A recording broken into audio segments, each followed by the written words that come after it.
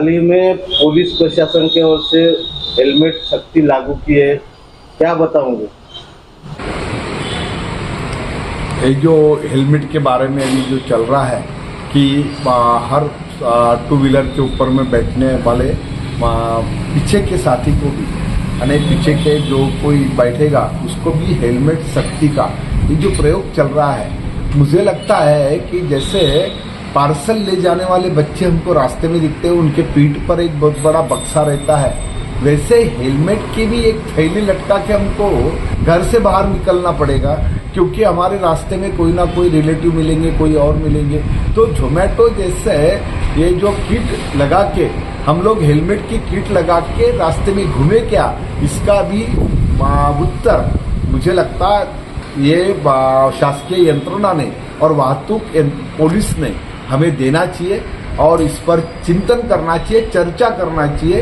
यानी हमारे कल खंदे के रोग भी शुरू हो जाएंगे, क्योंकि आज ही तो कोई बैग हमारा बच्चा जब स्कूल में जाता है तो स्कूल के बैग से उसके खंदों में तकलीफें शुरू होती है।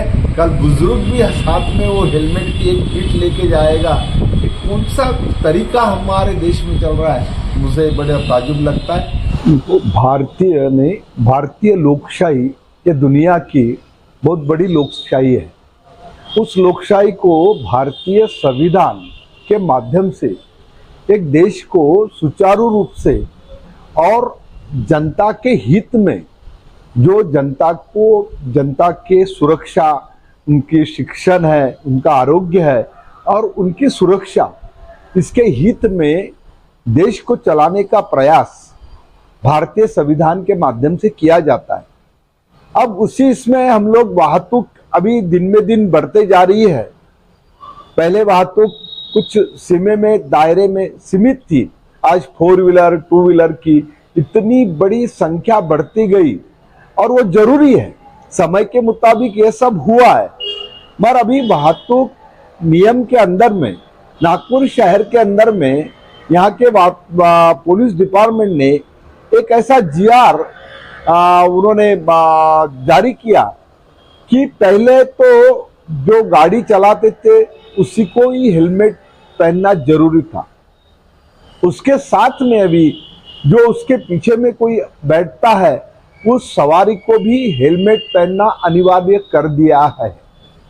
अब मुसीबत देखो कि शहरों के अंदर में गाड़ियां बहुत स्पीड से चलाया नहीं जाती, क्योंकि हर जगह चौक होते हैं, हर जगह रास्तों पे गड्ढे होते हैं, हर जगह आदमी अपनी सुरक्षा से गाड़ी चलाता है। अब कारण बड़ा अच्छा बताया जाता है कि हेलमेट पहनने से आदमी की सुरक्षा होती है, मानते हैं हम लोग, आदमी के सर की सुरक्षा होता है, मगर बहुत बार आदमी की अलग अलग कारणों से भी अपाहिज आदमी होता है।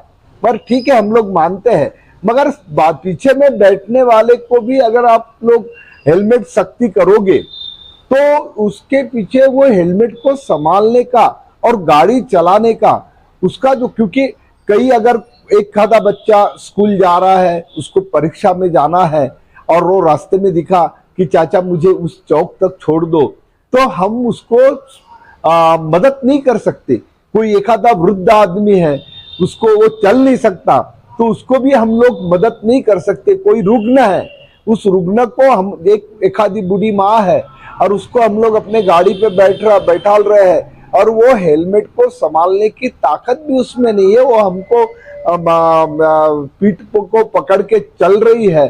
तो ये सब आपने देखो, कानून कोई भी बनाओ, कानून जनता के हित में बता के अगर उस कानून के माध्यम से पैसा वसूली करना, टैक्स वसूली करना, जुर्माना वसूली करना और उद्योगपतियों को व्यापार मिलना चाहिए, इसलिए अगर इस टाइप के कानून बनते होंगे तो मुझे लगता है कि ऐसे कानून का हर जनता ने निषेध करना चाहिए। एक माँ अपने बेटे को लेके कहीं जा रही है और उसको खरीदी करना है, तो दो हेलमेट को संभालते हो खरीदी कैसे करेगी?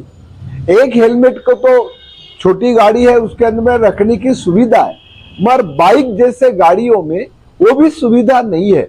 और दूसरी एक बात है कि हमारे यहाँ चोरियां कितनी बढ़ती है।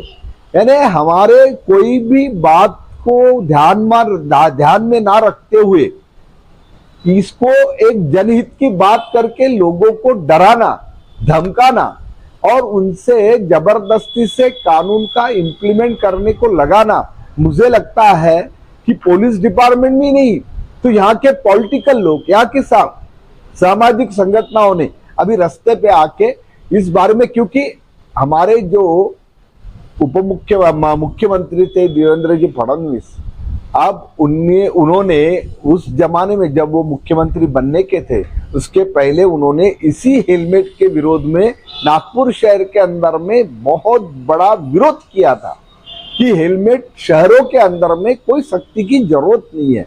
हाईवे पे ठीक है, हाईवे में आदमी जो जाता है उसको वहां डर रहता है, मगर शहरों के अंदर में आदमी स्पीड से गाड़ी नहीं चलाता।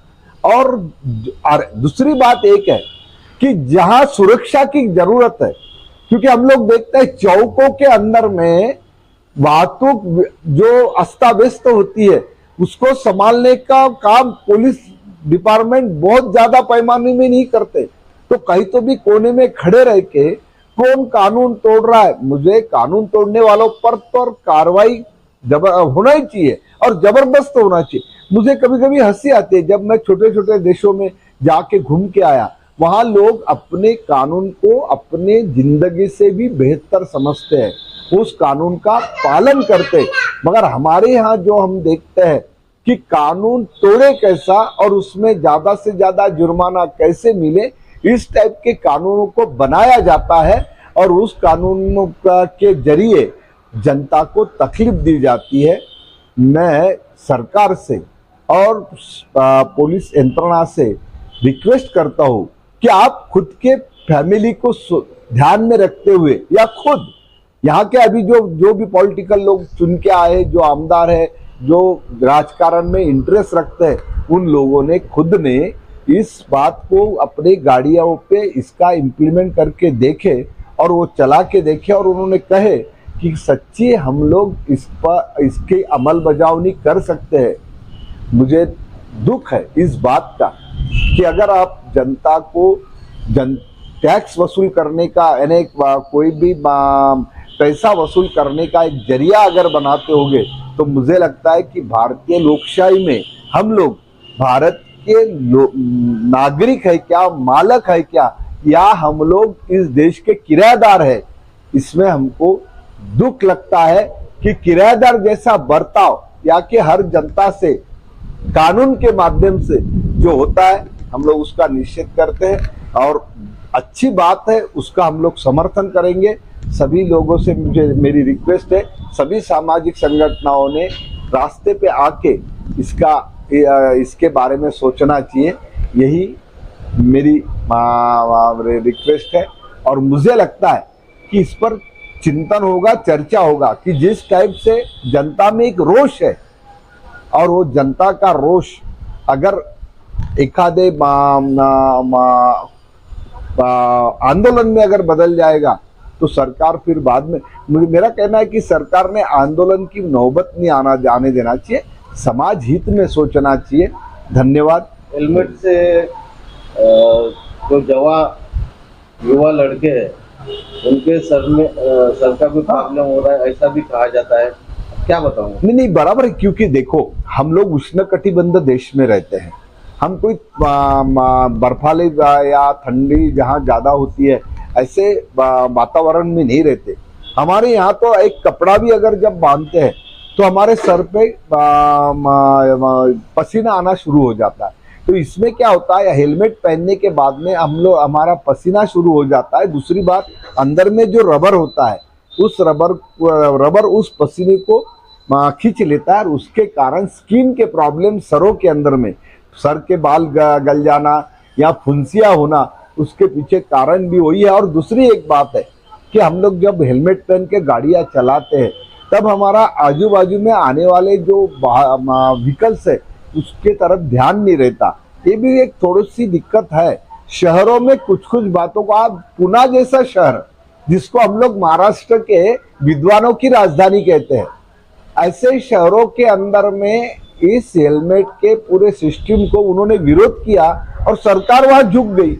तो मुझे एक समझ में नहीं आता, इसी देश में जैसे अकोला के अंदर में जबरदस्ती नहीं है, अमरावती के अंदर में जबरदस्ती नहीं है, जनता तो सब एक है। जब कानून बनाते वक्त शासन ने, प्रशासन ने और पॉलिटिकल लोगों ने जनहित में उसका क्या असर होगा इसके बारे में सोच के उसका ये करना चाहिए। युवा बच्चों को इसका, सभी को तकलीफ है, क्योंकि जैसे युवाओं को ये होता है वैसे बुजुर्ग लोगों को भी। अब दूसरी बात एक है, आज बुजुर्गों की संख्या बड़े पैमाने में है और वो भी अपने सब्जी लेने यानी छोटी मोटी कामों के लिए वो जब गाड़ी लेके जाते हैं तो उसके साथ में अगर उसकी बीवी जाती है सब्जी लेने, हमारी आजी माँ जाती है, हमारी माँ जाती है, तो वो हेलमेट संभालेंगी, सब्जी लेगी कि क्या कर, ये इसके बारे में कभी सोचा है क्या शासन ने? तो मुझे रिक्वेस्ट है कि शासन ने ये सब सोचना चाहिए। ये गरीब जो युवा है वो कॉलेज पढ़ते हैं, कॉलेज के पास में ट्रैफिक नहीं संभालते और पुलिस खड़े रहते और उनको पकड़ते हैं, तो उनको भूदंड ऐसा बैठता है कि पहले 500 थे अभी 1000 रुपये हो गया। इसके लिए क्या बताओ? नहीं, देखो दंड होता है, वो चाहे 500 में रहे। देखो 10 रुपए का भी दंड हुआ तो दंड ही होता है, दंड के पैसे ज्यादा है यहाँ तक हम मानते हैं, क्योंकि कानून नहीं तोड़ना चाहिए। वो ये मैं उसका समर्थन नहीं करूंगा, क्योंकि मैं जिस लोकशाही में रहता हूँ उसको कानून तोड़ना चाहिए, इसका मैं समर्थन नहीं करूंगा। मगर मैं इसका समर्थन करूंगा कि मेरे जो हमने जिन प्रतिनिधियों को उस विधानसभा में, विधान परिषद में, लोकसभा में, राज्यसभा में बैठाला है, वो लोग क्या सोचते हैं कि वो किसी पक्ष से जाके वहां बैठते हैं क्या? वो जनता के प्रतिनिधि है, वो किसी राजकीय पक्ष के प्रतिनिधि नहीं है। चुनाव होने तक कोई राजकीय पक्ष का होता है, तो वहां उन्होंने ये सब सोचना चाहिए कि हम लोग किसी को क्या तकलीफ हो रही है। किसी गरीब लड़का जो पढ़ रहा है उसको अगर कोई दंड के पैसे कितने लगने चाहिए, वहां हेलमेट सख्ती है या फिर उस पर जो कुछ दंड होगा वो कितने में होना, मगर कम से कम दंड हो गया। तुम पहले अपना समझा के तो बताओ। बहुत बार क्या होता है, जैसे प्लास्टिक के बारे में शुरुआत हुई थी कि प्लास्टिक के कारण पर्यावरण को धोखा, ये हम भी समझते थे, पर उसका पर्याय सरकार ने पर्याय पहले नहीं लाया, पहले एकदम प्लास्टिक बंदी की बात की। तो कोई भी चीज की तुम जब कोई समाज के अंदर में एक आधी चीज लाने का प्रयास करते हो तो उसके सही उसके अच्छे और बुरे दोनों बातों को सोचना चाहिए। मुझे लगता है इसमें शासन, प्रशासन और हमारी सामाजिक संगठनाओं ने अभी एक जगह बैठ के इस पर एक अच्छा, तुम हमारी सुरक्षा चाहते हो ना, तो मैं तो कहता हूं कि फिर मेडिकल के अंदर में हमारे लोगों को, आज मैंने ऐसे सुना कि एम्स के अंदर में 2,500-3,000 हजार लोगों के ऑपरेशन की लिस्ट एक महीने की पड़ी हुई है।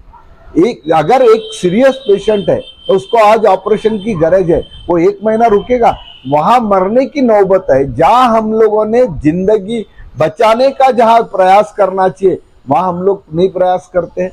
नागपुर मेडिकल इतना बड़ा एक एशिया के अंदर में एक बहुत बड़ा हॉस्पिटल है, उसके सामने प्राइवेट हॉस्पिटल खड़े होते हैं।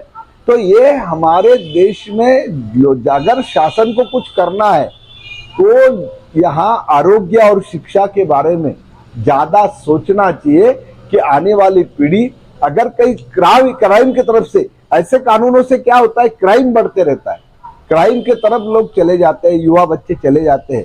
तो कानून वो होना चाहिए कि जो यहाँ के युवाओं को ग्रोथ करे, यहाँ की राष्ट्र को ग्रोथ करे। या तो ये नहीं कि हम लोग इसमें पैसे मिलना चाहिए, उसमें पैसे मिलना चाहिए, ज्यादा से ज्यादा टैक्सेशन कैसा आना चाहिए। देश चलाने के लिए टैक्सेशन की जरूरत है, ये मानता हूं मैं, पर इसका मतलब जरिया ये नहीं है कि किसी की जेब काट के तुम अपने टैक्सेशन को बढ़ाओगे। तो यही बात मुझे लगता है सही है।